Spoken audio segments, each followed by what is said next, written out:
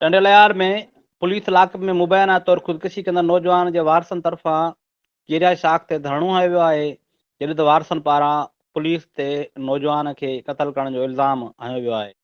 इसको 11 बजे कल सुबह में पकड़ा था, इन्होंने ले जाके थाने में बंद कर दिया। मेरे घर भी नहीं बताया कि हमने तेरा भाई पकड़ लिया है। इरफान डेरी ने पता नहीं किसके कहने पे दुश्मनाई निकाली। किसने बोला चल सही है, भले हम खुद चालान कर देंगे। बोला भले कर दो भाई चालान, गरीब आदमी कहाँ चलाए, पैसे ना है हमारे पास। बंदों की डेड बॉडी घर वालों को देगी तो फिर पुलिस पे भरोसा कौन करेगा?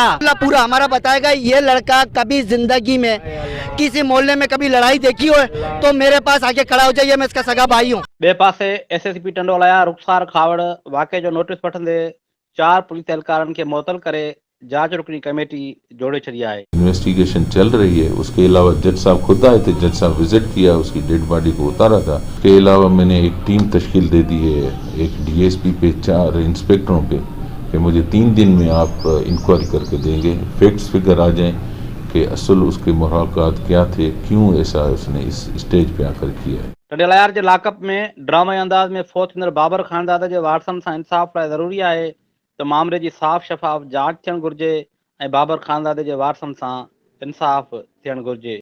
कैमरामैन जान मोहम्मद समिजो सां गॾु नसीर नोड़ियो, सिंध टीवी न्यूज़।